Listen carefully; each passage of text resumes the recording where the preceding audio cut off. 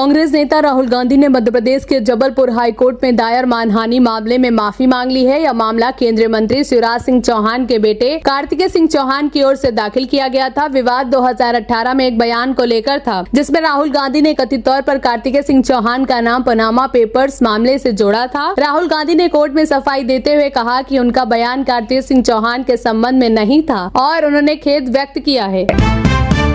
Ahmedabad airport पर एक बड़ा विमान हादसा टल गया। एयर इंडिया और इंडिगो के दो विमान टैक्सीवे पर आमने सामने आ गए, जिससे कुछ ही देर के लिए हड़कंप मच गया। जानकारी के मुताबिक मुंबई से अहमदाबाद पहुंची एयर इंडिया की फ्लाइट टैक्सिंग के दौरान गलत मोड़ पर लेकर उस टैक्सीवे पर पहुंच गई, जहां इंडिगो का विमान टेक ऑफ की तैयारी में था। हालांकि एयर ट्रैफिक कंट्रोल की सतर्कता से दोनों विमानों को समय रहते रोक लिया गया और बड़ा हादसा टल गया। घटना की जाँच शुरू कर दी गई है। देश भर में मानसून ने रफ्तार पकड़ ली है और कई राज्यों में मौसम ने करवट ले ली है। मध्य प्रदेश और गुजरात में मानसून की एंट्री के साथ कई इलाकों में भारी बारिश का दौर शुरू हो गया है, जबकि राजस्थान और उत्तर प्रदेश में प्री मानसून गतिविधियां तेज हो गई हैं। मौसम विभाग ने कई जिलों में भारी बारिश, आंधी तूफान और जलभराव को लेकर अलर्ट जारी किया है। निचले इलाकों में बाढ़ जैसे हालात बनने की आशंका जताई गई है। प्रशासन ने लोगों से सतर्क रहने और खराब मौसम के दौरान अनावश्यक यात्रा से बचने की अपील की है। देश में पासपोर्ट और नागरिकता को लेकर बड़ा बयान सामने आया है। केंद्र सरकार ने स्पष्ट किया है कि भारतीय पासपोर्ट नागरिकता का अंतिम या निर्णायक प्रमाण नहीं है। विदेश मंत्रालय के अनुसार पासपोर्ट मुख्य रूप से एक यात्रा दस्तावेज है, जिसे अंतर्राष्ट्रीय यात्रा के लिए जारी किया जाता है। सरकार ने कहा कि यह कोई नीति नहीं है, बल्कि लंबे समय से लागू कानून व्यवस्था का हिस्सा है। इस बयान के बाद नागरिकता साबित करने वाले दस्तावेजों को लेकर नई बहस छिड़ गई है। फिलहाल सरकार ने अपनी स्थिति को पूरी तरह स्पष्ट कर दिया है। पुणे में रिश्ते को शर्मसार कर देने वाला एक सनसनीखेज मामला सामने आया है। पुलिस जांच में खुलासा हुआ है कि एक युवती ने अपने ही मंगेतर की हत्या की साजिश रचने से पहले अपने प्रेमी के साथ कैफे में बैठकर पूरी प्लानिंग की थी। बताया जा रहा है कि दोनों ने मिलकर वारदात को अंजाम देने की रणनीति बनाई और फिर मंगेतर की हत्या कर दी। जाँच एजेंसियों को सीसीटीवी और अन्य अहम सबूत मिले हैं। फिलहाल पुलिस आरोपियों से पूछताछ कर रही है और मामले की गहन जाँच जारी है। मध्य प्रदेश में जमीन सौदे को लेकर सियासी घमासान तेज हो गया है। कांग्रेस के मुख्यमंत्री मोहन यादव और उनकी सरकार पर गंभीर आरोप लगाए हैं। कांग्रेस नेता पवन खेड़ा और जीतू पटवारी ने जमीन खरीद मामलों की जांच की मांग करते हुए सरकार पर सवाल उठाए हैं। कांग्रेस का आरोप है कि उज्जैन में जमीन सौदों में अनियमितताएं हुई हैं और पूरे मामले की निष्पक्ष जाँच होनी चाहिए। वहीं बीजेपी ने इन आरोपों को बेबुनियादी और राजनीतिक आरोप बताया है। मामले को लेकर प्रदेश की सियासत गर्मा गई है। एयर इंडिया की एक फ्लाइट के पाकिस्तान एयर स्पेस में प्रवेश करने के मामले में डीजीसीए ने सख्त कदम उठाया है। जानकारी के मुताबिक दिल्ली से अमृतसर जा रही एयर इंडिया की फ्लाइट लैंडिंग के दौरान रास्ता भटक गई और कुछ समय के लिए पाकिस्तान के हवाई क्षेत्र में पहुंच गई। हालांकि पायलट ने स्थिति संभाल ली और विमान सुरक्षित वापस लौट आया। डीजीसीए ने मामले की जाँच शुरू करते हुए क्रू मेंबर्स और संबंधित एयर ट्रैफिक कंट्रोलर के खिलाफ अंतरिम कार्रवाई की है। एयर इंडिया ने भी घटना की आंतरिक जाँच शुरू कर दी है। नीट परीक्षा विवाद के बीच बिहार से एक और बड़ी खबर सामने आई है। जांच में एनटीए के सिस्टम में सुरक्षा चूक और पेपर लीक से जुड़े मामलों को लेकर नए खुलासे हो रहे हैं। आरोप है कुछ लोगों ने परीक्षा प्रक्रिया में सेंध लगाने की कोशिश की थी। मामले में बिहार के आरोपी अर्पित यादव का नाम भी सामने आया है, जिसकी भूमिका की जाँच की जा रही है। एनटीए ने परीक्षा की सुरक्षा व्यवस्था को मजबूत करने के लिए कई नए कदम उठाए हैं। वहीं जाँच एजेंसियां पूरे नेटवर्क और संभावित आरोपियों की भूमिका की पड़ताल कर रही है। देश के कई राज्यों में मानसून की रफ्तार और मौसम के बदलते मिजाज ने लोगों को चिंता बढ़ा दी है। मध्य प्रदेश, उत्तर प्रदेश और राजस्थान में प्री मानसून गतिविधियों के बीच बारिश की संभावना जताई गई है, जबकि कुछ इलाकों में गर्मी और लू का असर अभी भी जारी है। मौसम विभाग के मुताबिक आने वाले दिनों में कई राज्यों में तेज हवाओं, गरज चमक और बारिश के असर हैं। वहीं उत्तर प्रदेश, विदर्भ के कुछ हिस्सों में हीट वेव का अलर्ट भी जारी किया गया है।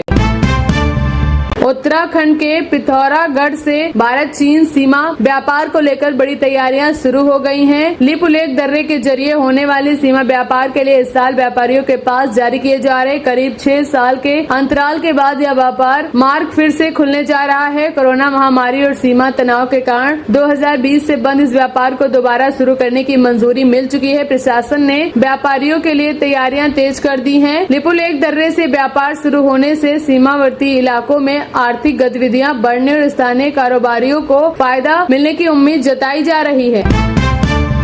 सम्मान समारोह में राष्ट्रपति द्रौपदी मुर्मू ने राष्ट्रपति भवन में पद्म पुरस्कार 2026 के दूसरे चरण के समारोह में कई दिग्गज हस्तियों को सम्मानित किया। इस बार क्रिकेटर रोहित शर्मा, गायिका अलका, अभिनेता ममूटी समेत कई नामचीन हस्तियों को पद्म सम्मान मिला। रोहित शर्मा को खेल के क्षेत्र में पद्मश्री से सम्मानित किया गया, जबकि अलका याग्निक को और ममूटी को कला के क्षेत्र में पद्म भूषण मिला। समारोह में प्रधानमंत्री नरेंद्र मोदी समेत कई बड़े नेता और गणमान्य लोग मौजूद रहे।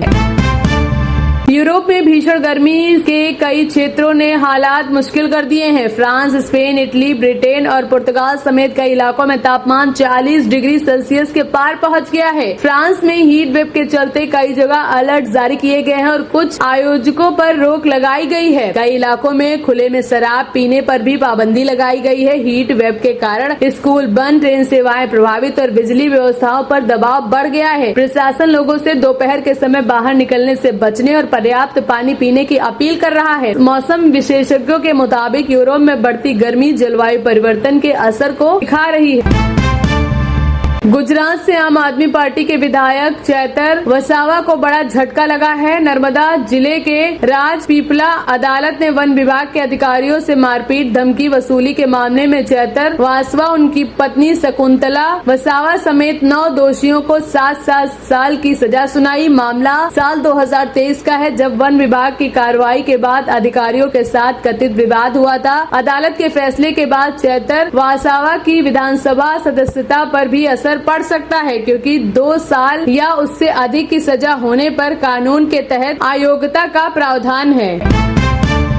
अंतर्राष्ट्रीय समुद्री संकट के होमरुच जल डमरू मध्य के रूप में फंसे करीब 11,000 नाविकों को सुरक्षित निकालने के लिए संयुक्त राष्ट्र की एजेंसी इंटरनेशनल मैरीटाइम ऑर्गेनाइजेशन यानी IMO ने बड़ा अभियान शुरू करने का ऐलान किया है। महीनों से तनाव और संघर्ष से चलते सैकड़ों जहाजों के साथ हजारों नाविक फंसे हुए थे। IMO ने बताया कि सुरक्षित निकासी के लिए ईरान, ओमान, अमेरिका और क्षेत्र के अन्य देशों के साथ तालमेल किया जा रहा है। इस अभियान के लिए सुरक्षित समुद्री मार्गों की पहचान और जरूरी सुरक्षा इंतजाम किए जा रहे हैं।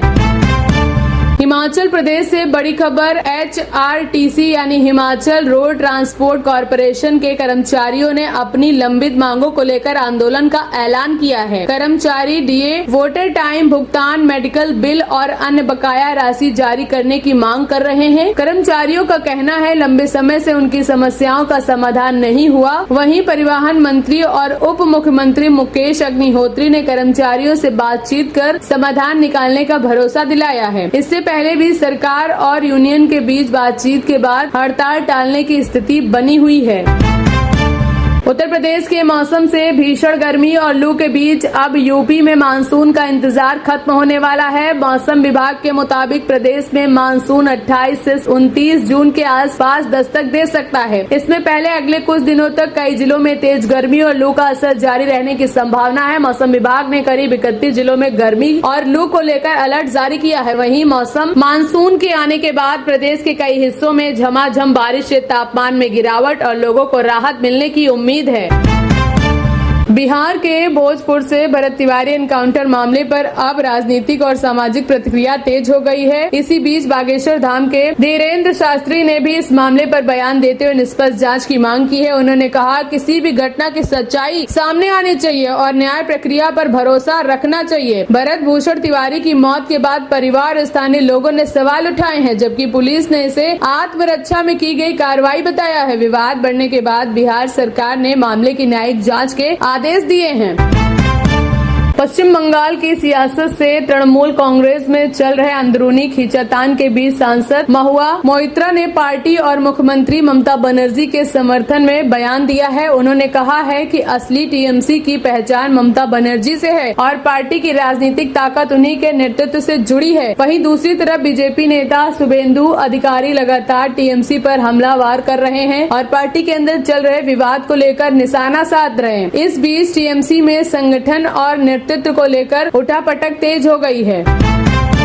देश के कई राज्यों में मौसम का मिजाज तेजी से बदल रहा है। भारतीय मौसम विभाग के मुताबिक कई हिस्सों में मानसून आगे बढ़ रहा है, जिसके चलते भारी बारिश, आंधी और तेज हवाओं का अलर्ट जारी किया गया है। वहीं उत्तर प्रदेश और विदर्भ के कुछ इलाकों में अभी भी गर्मी और लू का असर बना हुआ है। दूसरी तरफ बिहार, महाराष्ट्र, उड़ीसा, पश्चिम बंगाल समेत कई राज्यों में तेज बारिश की संभावना जताई गई है। मौसम विभाग ने लोगों से खराब मौसम के दौरान सतर्क रहने की अपील की है। किसानों को भी मानसून की गतिविधियों पर नजर रखने की सलाह दी गई है, क्योंकि बारिश खेती के लिए बेहद अहम है।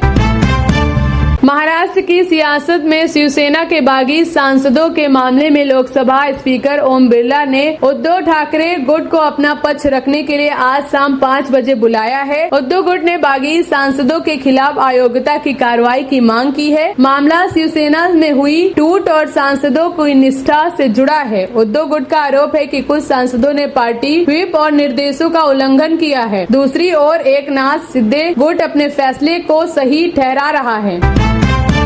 पश्चिम बंगाल की पूर्व मुख्यमंत्री ममता बनर्जी के भतीजे और तृणमूल कांग्रेस सांसद अभिषेक बनर्जी को कलकत्ता हाई कोर्ट से राहत नहीं मिली। कोर्ट ने फिलहाल उन्हें विदेश यात्रा की अनुमति देने से इनकार कर दिया है। मामला कथित कोयला घोटाले से जुड़ी मनी लॉन्ड्रिंग केस से जुड़ा है, जिसमें प्रवर्तन निर्देशालय यानी ईडी जांच कर रहा है। अभिषेक बनर्जी और उनकी पत्नी रुजिरा बनर्जी ने विदेश जाने की अनुमति के लिए अदालत का रुख किया था। कोर्ट ने इस फैसले के बाद अभिषेक बनर्जी की विदेशी यात्रा पर रोक जारी रखी है। वहीं तृणमूल कांग्रेस ने इसे राजनीतिक दबाव बताया है, जबकि जांच एजेंसियां अपनी कार्रवाई जारी रखे हुए हैं।